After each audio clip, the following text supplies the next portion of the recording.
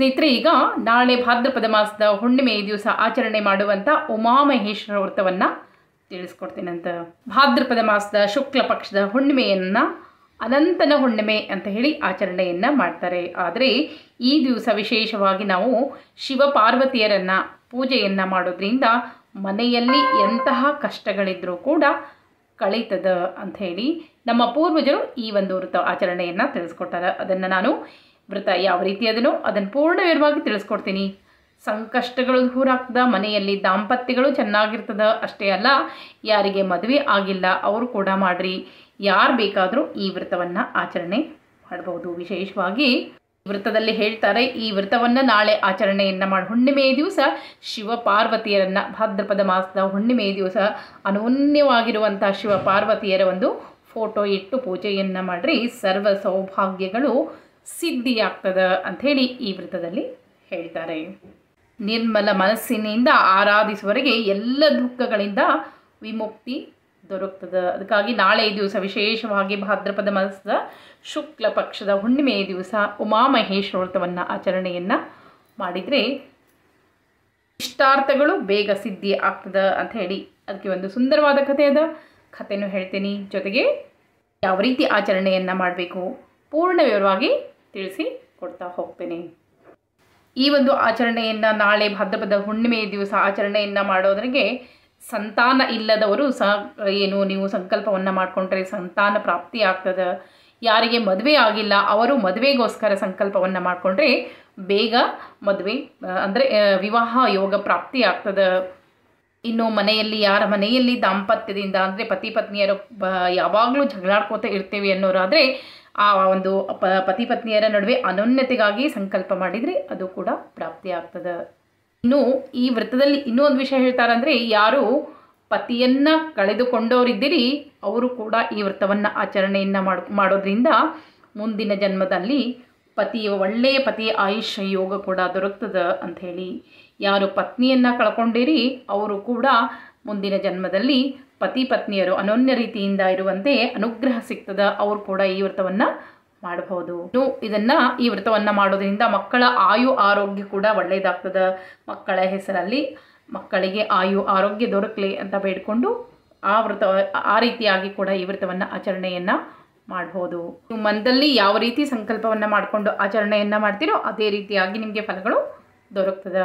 ನಿಮ್ಮ ಮನೆಯಲ್ಲಿ ಸಂಕಷ್ಟಗಳಿಂದ ನೀವು ಕಷ್ಟವನ್ನು ಪಡ್ತಾ ಇದ್ದರೆ ಕೂಡ ನೀವು ಸಂಕಷ್ಟಗಳು ದೂರ ಆಗ್ತಾ ಅನ್ನೋದಕ್ಕೆ ವಿಶೇಷವಾಗಿ ಈ ಆಚರಣೆಯನ್ನು ಮಾಡೋದ್ರಿಂದ ಯಾವ ಫಲ ದೊರಕ್ತದೆ ಅನ್ನೋದಕ್ಕೆ ಒಂದು ಸುಂದರವಾದ ಕಥೆಯನ್ನು ಹೇಳಿ ಪೂಜೆಯನ್ನು ಮುಂದುವರಿಸ್ತೀನಿ. ಪೂರ್ವ ಕಾಲದಲ್ಲಿ ಅಂದರೆ ಹಿಂದೆ ಕಾವೇರಿ ನದಿ ತೀರದಲ್ಲಿ ಶಿವಶರ್ಮ ಅಂತ ಒಬ್ಬ ಬ್ರಾಹ್ಮಣನಿರ್ತಾನೆ. ಆತನು ಶಿವನ ಪರಮ ಭಕ್ತನಾಗಿರುವಂಥ ಆ ಬ್ರಾಹ್ಮಣ ಬಹಳನೇ ವಿದ್ವಾನ್ ಇರ್ತಾನೆ. ಅಂದರೆ ಶಾಸ್ತ್ರ ಆಗಿರ್ಬೋದು, ಜ್ಯೋತಿಷ ಆಗಿರ್ಬೋದು, ವ್ಯಾಕರಣಗಳಲ್ಲಿ ಪಾಂಡಿತ್ಯವನ್ನು ಹೊಂದಿರ್ತಾನೆ.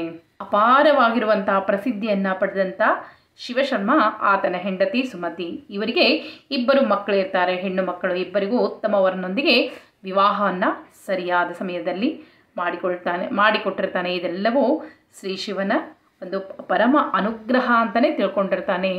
ಯಾವುದೇ ನಿತ್ಯ ಎಲ್ಲಿಯೇ ಹೋಗಲಿ, ಎಲ್ಲಿಯೇ ಬರಲಿ, ಏನೇ ಮಾಡಲಿ ಅವನು ಶಿವನ ಪೂಜೆ ಇಲ್ಲದೆ ಒಂದು ಕಾಳು ನೀರನ್ನು ಬಾಯಲ್ಲಿ ಕೂಡ ಹಾಕ್ತಿರೋದಿಲ್ಲ.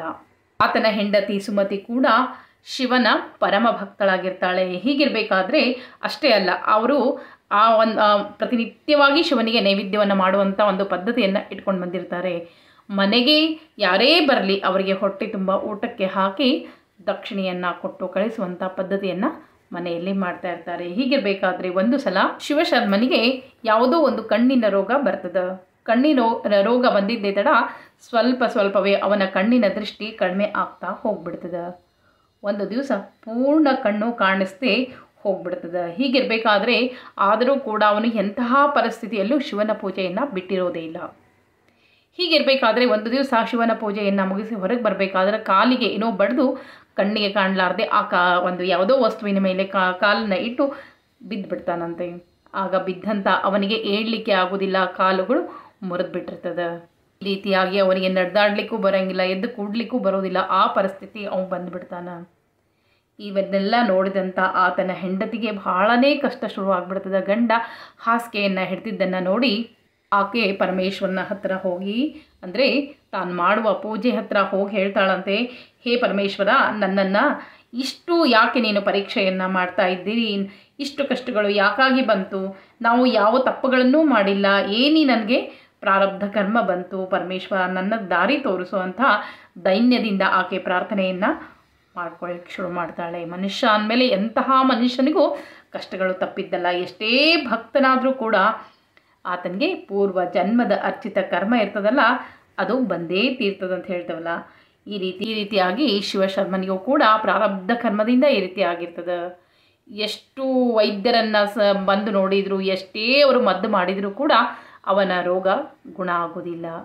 ಆಗ ಆತನ ಹೆಂಡತಿ ಮಾಡಿದಂಥ ಪ್ರಾರ್ಥನೆಯಿಂದ ಪರಶಿವನಿಗೆ ಮನಸ್ಸು ತಡೆಯುವುದಿಲ್ಲ. ಆಗ ಅವನು ವೃದ್ಧ ವೇಷದಲ್ಲಿ ಬಂದು ಆತನ ಮನೆಗೆ ಬಂದು, ಭಾದ್ರಪದ ಮಾಸ ಸನ್ನಿಹಿತವಾಗಿದೆ, ಹುಣ್ಣಿಮೆಯ ದಿವಸ ಉಮಾಮಹೇಶ್ವರ ಪೂಜೆಯನ್ನು ಮಾಡು, ನಿಮ್ಮ ಸಂಕಷ್ಟಗಳೆಲ್ಲವೂ ದೂರ ಆಗ್ತದೆ ಅಂಥೇಳಿ ವ್ರತ ವಿಧಾನವನ್ನು ಆತನಿಗೆ ಅರುಹಿ ಆತನನ್ನು ಹರಿಸಿ ಹೋಗ್ತಾನೆ.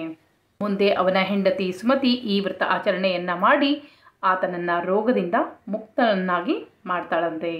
ಈ ರೀತಿಯಾಗಿ ಪತಿ ಪತ್ನಿಯರು ಅನೋನ್ಯವಾಗಿದ್ದು ಮುಂದೆ ಶಿವಲೋಕವನ್ನು ಹೊಂದ್ತಾರೆ ಅನ್ನುವಲ್ಲಿಗೆ ಕಥೆ ಮುಕ್ತಾಯವಾಗ್ತದೆ. ಅದಕ್ಕಾಗಿ ಎಂತಹ ಕಷ್ಟಗಳು ಕೂಡ, ಎಷ್ಟೇ ಭಗವಂತನ ಪೂಜೆ ಪುನಸ್ಕಾರ ಮಾಡಿದರೂ ಕೂಡ ನಮಗೆ ಕಷ್ಟಗಳು ಯಾಕೆ ಬರ್ತಾವಂದರೆ, ನಮ್ಮನ್ನು ನಮ್ಮ ಪೂರ್ವ ಜನ್ಮದ ಅರ್ಚಿತ ಕರ್ಮ ಎಲ್ಲ ಸ್ವಚ್ಛ ಮಾಡಲಿಕ್ಕೆ ಬರ್ತದೆ, ಮೋಕ್ಷ ಕರುಣಿಸ್ಲಿಕ್ಕೆ ನಮಗೆ ಕಷ್ಟಗಳು ಬರ್ತದೆ ಅಂಥೇಳಿ.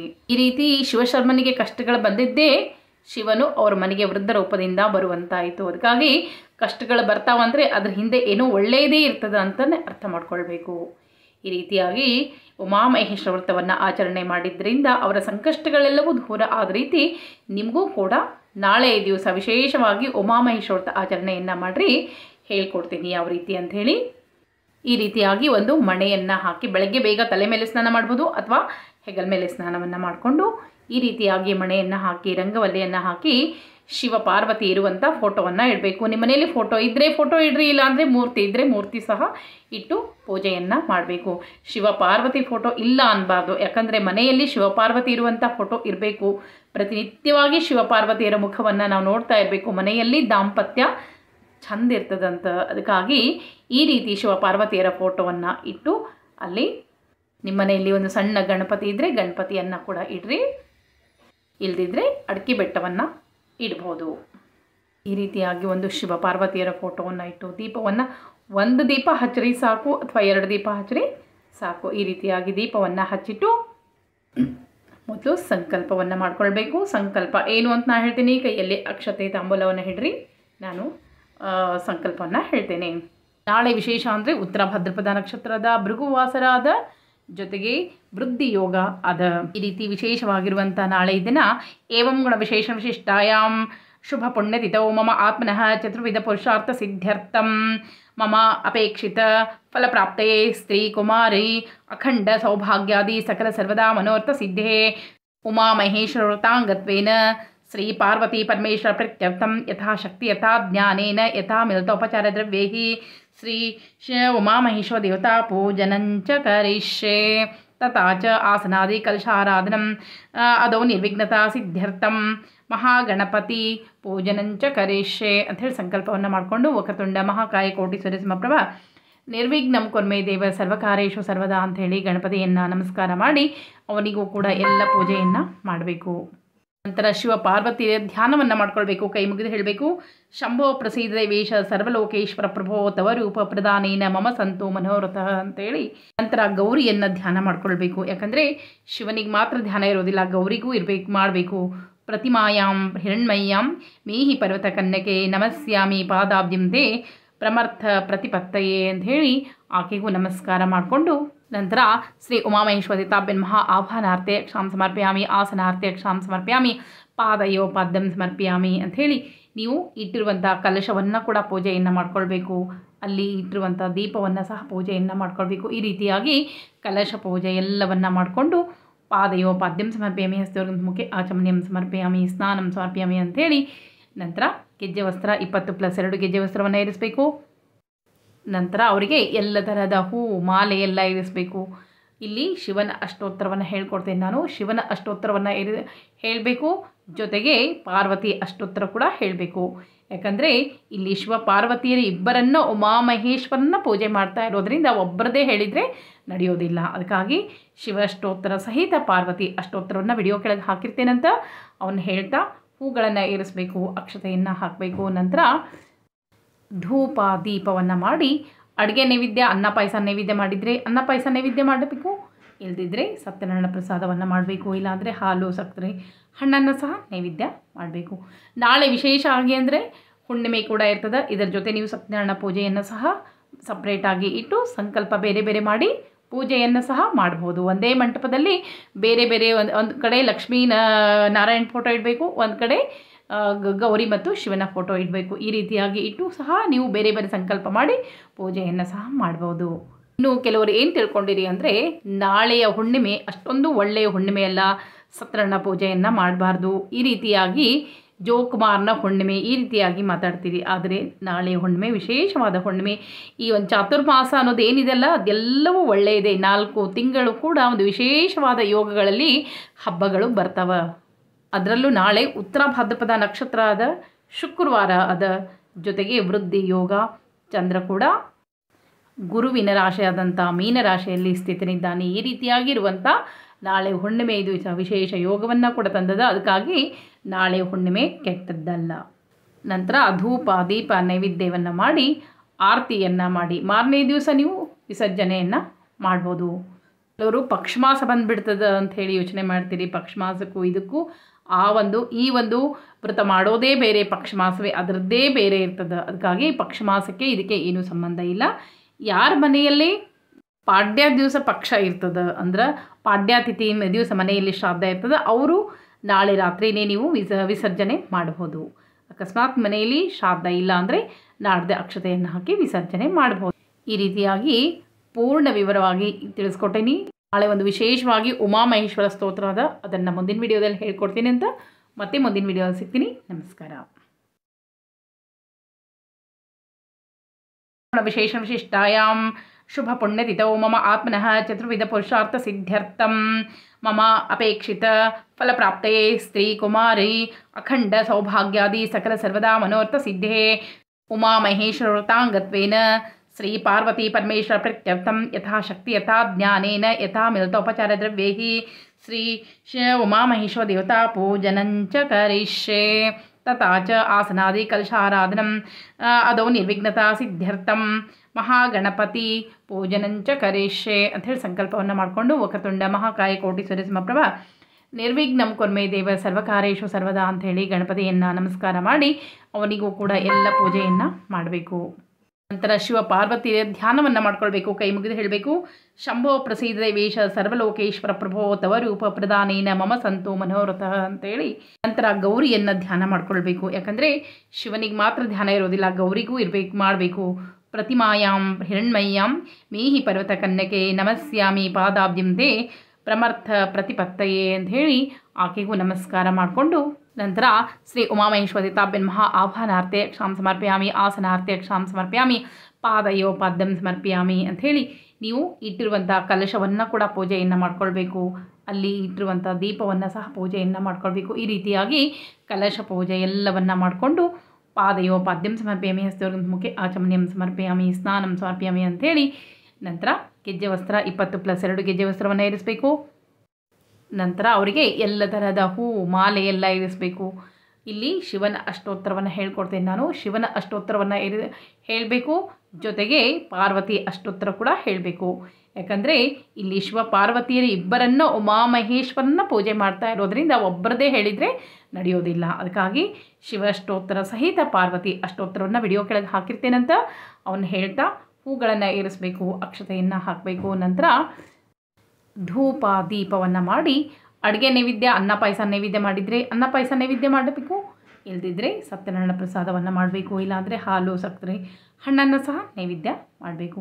ನಾಳೆ ವಿಶೇಷ ಆಗಿ ಅಂದರೆ ಹುಣ್ಣಿಮೆ ಕೂಡ ಇರ್ತದೆ. ಇದರ ಜೊತೆ ನೀವು ಸತ್ಯನಾರಾಯಣ ಪೂಜೆಯನ್ನು ಸಹ ಸಪ್ರೇಟಾಗಿ ಇಟ್ಟು ಸಂಕಲ್ಪ ಬೇರೆ ಬೇರೆ ಮಾಡಿ ಪೂಜೆಯನ್ನು ಸಹ ಮಾಡ್ಬೋದು. ಒಂದೇ ಮಂಟಪದಲ್ಲಿ ಬೇರೆ ಬೇರೆ ಒಂದು ಕಡೆ ಲಕ್ಷ್ಮೀ ನಾರಾಯಣ ಫೋಟೋ ಇಡಬೇಕು, ಒಂದು ಕಡೆ ಗೌರಿ ಮತ್ತು ಶಿವನ ಫೋಟೋ ಇಡಬೇಕು. ಈ ರೀತಿಯಾಗಿ ಇಟ್ಟು ಸಹ ನೀವು ಬೇರೆ ಬೇರೆ ಸಂಕಲ್ಪ ಮಾಡಿ ಪೂಜೆಯನ್ನು ಸಹ ಮಾಡ್ಬೋದು. ಇನ್ನು ಕೆಲವರು ಏನು ತಿಳ್ಕೊಂಡಿರಿ ಅಂದರೆ ನಾಳೆಯ ಹುಣ್ಣಿಮೆ ಅಷ್ಟೊಂದು ಒಳ್ಳೆಯ ಹುಣ್ಣಿಮೆ ಅಲ್ಲ, ಸತ್ಯನಾರಾಯಣ ಪೂಜೆಯನ್ನು ಮಾಡಬಾರ್ದು, ಈ ರೀತಿಯಾಗಿ ಜೋಕುಮಾರನ ಹುಣ್ಣಿಮೆ ಈ ರೀತಿಯಾಗಿ ಮಾತಾಡ್ತೀರಿ. ಆದರೆ ನಾಳೆ ಹುಣ್ಣಿಮೆ ವಿಶೇಷವಾದ ಹುಣ್ಣಿಮೆ. ಈ ಒಂದು ಚಾತುರ್ಮಾಸ ಅನ್ನೋದು ಏನಿದೆಯಲ್ಲ ಅದೆಲ್ಲವೂ ಒಳ್ಳೆಯದೇ. 4 ತಿಂಗಳು ಕೂಡ ಒಂದು ವಿಶೇಷವಾದ ಯೋಗಗಳಲ್ಲಿ ಹಬ್ಬಗಳು ಬರ್ತವೆ. ಅದರಲ್ಲೂ ನಾಳೆ ಉತ್ತರ ಭಾದ್ರಪದ ನಕ್ಷತ್ರ ಅದ, ಶುಕ್ರವಾರ ಅದ, ಜೊತೆಗೆ ವೃದ್ಧಿ ಯೋಗ, ಚಂದ್ರ ಕೂಡ ಗುರುವಿನ ರಾಶಿಯಾದಂಥ ಮೀನರಾಶಿಯಲ್ಲಿ ಸ್ಥಿತನಿದ್ದಾನೆ. ಈ ರೀತಿಯಾಗಿರುವಂಥ ನಾಳೆ ಹುಣ್ಣಿಮೆ ಇದು ವಿಶೇಷ ಯೋಗವನ್ನು ಕೂಡ ತಂದದ. ಅದಕ್ಕಾಗಿ ನಾಳೆ ಹುಣ್ಣಿಮೆ ಕೆಟ್ಟದ್ದಲ್ಲ. ನಂತರ ಧೂಪ ದೀಪ ನೈವೇದ್ಯವನ್ನು ಮಾಡಿ ಆರತಿಯನ್ನು ಮಾಡಿ ಮಾರನೇ ದಿವಸ ನೀವು ವಿಸರ್ಜನೆಯನ್ನು ಮಾಡ್ಬೋದು. ಕೆಲವರು ಪಕ್ಷಮಾಸ ಬಂದುಬಿಡ್ತದೆ ಅಂಥೇಳಿ ಯೋಚನೆ ಮಾಡ್ತೀರಿ. ಪಕ್ಷಮಾಸಕ್ಕೂ ಇದಕ್ಕೂ ಈ ಒಂದು ವ್ರತ ಮಾಡೋದೇ ಬೇರೆ, ಪಕ್ಷಮಾಸವೇ ಅದರದ್ದೇ ಬೇರೆ ಇರ್ತದೆ. ಅದಕ್ಕಾಗಿ ಪಕ್ಷಮಾಸಕ್ಕೆ ಇದಕ್ಕೆ ಏನೂ ಸಂಬಂಧ ಇಲ್ಲ. ಯಾರ ಮನೆಯಲ್ಲಿ ಪಾಡ್ಯ ದಿವಸ ಪಕ್ಷ ಇರ್ತದೆ ಅಂದ್ರೆ ಪಾಡ್ಯತಿಥಿ ದಿವಸ ಮನೆಯಲ್ಲಿ ಶ್ರಾದ್ದ ಇರ್ತದೆ, ಅವರು ನಾಳೆ ರಾತ್ರಿಯೇ ನೀವು ವಿಸರ್ಜನೆ ಮಾಡಬಹುದು. ಅಕಸ್ಮಾತ್ ಮನೆಯಲ್ಲಿ ಶ್ರಾದ್ದ ಇಲ್ಲ ಅಂದರೆ ನಾಡ್ದೆ ಅಕ್ಷತೆಯನ್ನು ಹಾಕಿ ವಿಸರ್ಜನೆ ಮಾಡಬಹುದು. ಈ ರೀತಿಯಾಗಿ ಪೂರ್ಣ ವಿವರವಾಗಿ ತಿಳಿಸ್ಕೊಟ್ಟೇನಿ. ನಾಳೆ ಒಂದು ವಿಶೇಷವಾಗಿ ಉಮಾಮಹೇಶ್ವರ ಸ್ತೋತ್ರ ಅದ, ಅದನ್ನು ಮುಂದಿನ ವಿಡಿಯೋದಲ್ಲಿ ಹೇಳ್ಕೊಡ್ತೀನಿ ಅಂತ ಮತ್ತೆ ಮುಂದಿನ ವಿಡಿಯೋದಲ್ಲಿ ಸಿಗ್ತೀನಿ. ನಮಸ್ಕಾರ.